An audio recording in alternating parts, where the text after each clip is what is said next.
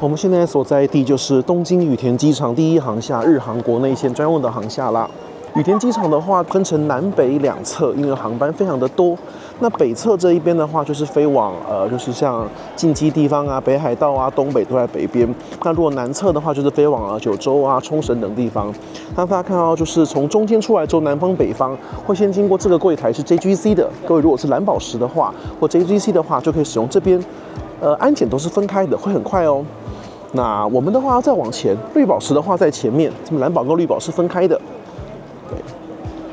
那国内线的安检没有国际线那么繁复，但是尖峰时刻仍然是要排队，所以如果有高卡的话还是蛮不错的。那我们如果是绿宝石的话，搭乘日航的国内线，我们就可以去前面那个 First， 大家看到那个红色标记的地方了。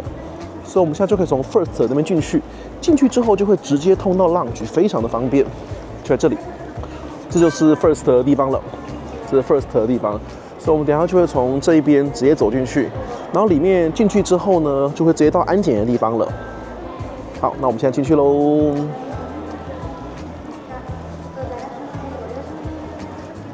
接下来通过安检出来之后，就会直接看到这个电扶梯了。右边的话就是等于它登机门的 gate， 对，所有如果没有2区贵宾室的话，过完安检就可以直接去 gate 了。那贵宾室的话，就直接从安检地方出来，就直接往上。所以这个头等这边的话，设计是非常良好的，就是完全一气呵成。有专属的安检通道，然后直接进来就是贵宾室了。那日航在国内线的贵宾室的话，刚好我们上次介绍过，在大阪一丹那一集我们介绍过，它分成2种 ，Sakura Lounge 跟 Diamond Premium Lounge。那我们是绿宝石的话，当然使用是 Diamond Lounge。那左边的话就是 Sakura 的部分，我们先照一下。对，这是蓝宝石用的部分。对，那边的话就完全没有什么吃吃喝喝的东西。那我们要去的是这边 Diamond Premium Lounge， 这边就是头等部分。那上次我们介绍过了，这个 Diamond Premium Lounge 的话，头等贵宾室日航国内线，全日本的话只有5个机场才有，分别就是羽田、伊丹、福冈、冲绳、那霸跟那个北海道。国内线的部分的话，吃的东西并不多，那主要都给大家休息的地方。大家知道日本国内线大部分都茶水间，那这一间已经比茶水间稍微好一点。我们来先环顾一下，羽田这一间的话，当然是相对比较旧，冲绳那一间还是比较新颖的。那这间贵宾室的话，其实看飞机非常的舒服。窗外的话看到很多飞机。好，那我们现在贵宾室的最角落的地方，我们带大家环顾一下整个的环境。大家不要看这个空间哦，南北两侧各有一个像这样子的空间。对，然后当然日航贵宾室少不了的一定会有这个马萨局的区域，就会有这个按摩椅，就会像这样躺在按摩椅上，可以好好享受一下这一台机器。在上飞机前可以稍微按摩一下，真的是件非常舒服的事情。贵宾室有按摩椅的设置，对我来讲是蛮加分的一件事情，因为我觉得就是搭完飞机之后总是腰酸背痛嘛，其实头等舱有时候坐太久也是很累，所以有个按摩椅可以稍微坐一下是很好的。所以如果有来头等贵宾室的话，也可以来享受一下按摩椅哦。大家不要看这个空间看起来好像蛮大的，因为其实日航真的国内线高卡会员非常的多，所以尖峰时刻的话，其实连头等这一边都是一位难求的。我自己在国内线5间头等贵宾室里面，我最喜欢的还是冲绳那一间。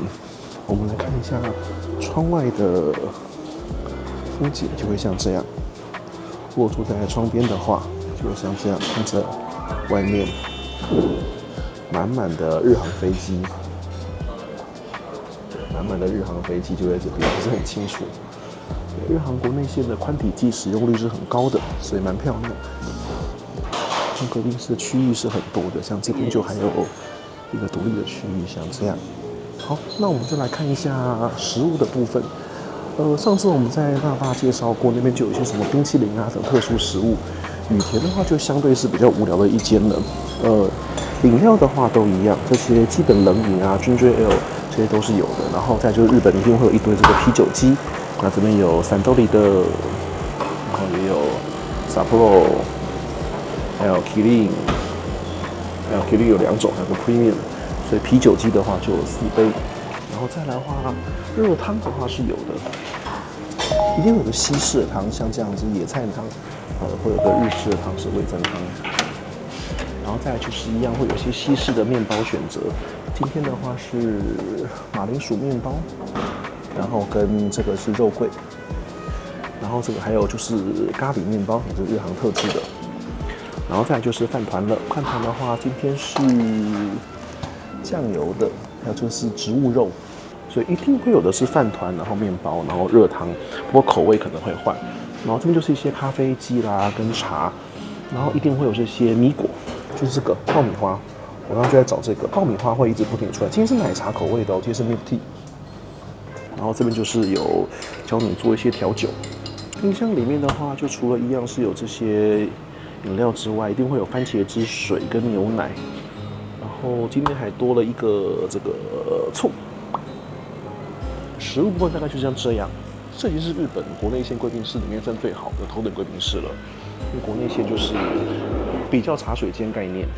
酒的部分也是有的，这边的酒的话好像就比冲绳那边的丰富了。这边的话有一支这个酒是 Clear Very Shiraz， 这是红酒。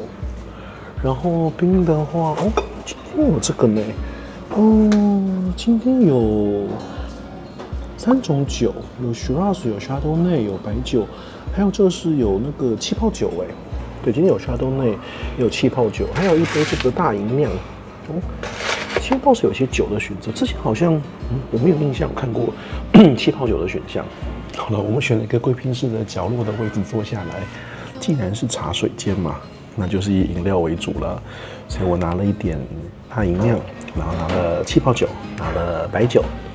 然后再拿了番茄汁，拿了牛奶，再拿了黑醋，然后拿了碗味噌汤，再吃一个饭团，最后是那个奶茶的爆米花跟这个咸的米果。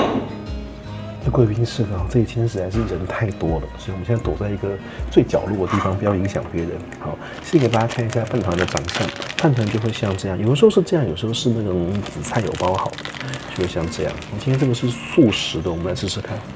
我觉得就是吃一个回忆啦。以前在 JGC 修行的时候，一天都要跑4腿嘛，那中间其实很匆忙，没时间吃饭，就会拿这个饭团放在身上，在飞机的时候果腹啦。对，所以这只是果腹而已。我觉得包玉米花是不错，奶茶包玉米花不错，这个咸的应该也可以。所以我觉得这个定位就是茶水间，所以这些小零食反而比较好吃。我们看一下酒，我之前好像没有在这间喝过，冲绳那一间有。这边羽田可能每次也太匆忙了。气泡酒，这气泡酒不错，然后白酒比较普通。刚刚我这边没有试喝过，它今天这个黑醋蛮好喝的，蛮解腻的，就是很清爽。然后日本牛奶、番茄汁，我想就不用介绍，这都一定很好喝的。那简单聊一下，就是日航跟全日空在羽田机场都是国内线的规模远远大于国际线。所以国内线的航班是非常多的，所以这个 T1 全部都是日航的自家航班，而且宽体机使用量也非常大，像359目前专门飞过国内线，35K 是国际线，之后还会进一批359是国际线的，然后国内线767啊，还有之前像最有名的大家知道就是747跟777，波音都曾经有为日航跟全日空定制国内线版本747 Domestic 后面加个 D 这个型号，就是把后面的油箱拆掉一组，再加1区的座位，所以最尖峰的时候，777的话，它是可以塞到500个位置的，500个，对，你没有听错，500个。747的话，好像可以到540还是550个。不过日本人登机效率真的是超级霹雳无敌高，这个真的是非常令人佩服，然后也不会拖延时间，准点率还是很高。所以以前修行的时候搭日航还是一个很安心的选择的修行啦。那现在当然因为英航改制了，我也不用再飞。其实今天这一趟来这个羽田飞，就是为了英航，我最后想要拿升等券，所以最后1年去 GL 的福利，我差100 TP，所以我要来日本国内线飞3腿，才会重新到羽田机场来转机。否则我之后的修行应该就不会再飞日本国内线了。日本国内线的分数是很低的，而且 Class J 跟经济舱是一样的，就没什么修行的价值，就是可能是最后一次国内线的修行，之后可能是因为要玩才会搭国内线了，所以特别利用这个机会把日航国内线羽田总是重中之重嘛，那贵宾室给大家开箱介绍一下，这是日航羽田机场国内线 Diamond Premium Lounge 的长相，就是一个比较好的茶水间，有一碗热汤跟一些米果。那大家来的话，有爆米花一定要吃爆米花，这个面我觉得爆米花是那个小点是不错的。那至于面包哦，没有吃过的话，咖喱面包是蛮推荐的，算是它的招牌。不过那就是油炸物啦，所以我今天就没有拿。不过那个算是也是这边的招牌，蛮好吃的。再跟大家讲一个我来羽田机场都会做的事情好了，就是大家很多人来日本都喜欢买那个草莓嘛，因为日本草莓比台湾便宜，然后又很好吃这样子。但有时候转机去的地方可能不方便找一些购物中心啊或百货公司买那个草莓，那我蛮推荐的，你可以在羽田机场买。对，你没有听错，在机场买草莓。我刚刚讲日航有分南北两边嘛，就在南北两边 check in counter 的中间那一区，大家很喜欢买那个名产的那边那个区块里面就有一间水果店，固定会在。然后那一间水果店的价格其实蛮漂亮的，我曾经有好几次有比过价，就是在那边买的草莓比外面买的草莓还要便宜。所以如果你来羽田国内线转机的话，其实你是可以买草莓的。那国内线的话带水果没有问题，你不要带回台湾就好了。所以你在国内线买一买，然后去你要玩的地方吃是完全没有问题的。所以我这次其实也有买，所以我每次后来来羽田国内线转机的话，我就会顺便带1-2盒草莓。然后日航在成田的话，还有一个自己的牧场。成田就有很好吃的日航自家种的草莓，羽田是没有。不过羽田你可以在国内先转机柜台买，那我觉得这个好像也蛮合理的啦，因为如果就用空运的成本来说的话，他们国内的东西一定很多都采空运嘛，那你运到羽田机场直接卖，当然成本可能是最低，因为它少了在运输的这个成本，这是我的猜测啦。所以这是我来这边会做的事情，也跟大家分享一下。那我们就下一集贵宾室再跟大家聊，拜拜。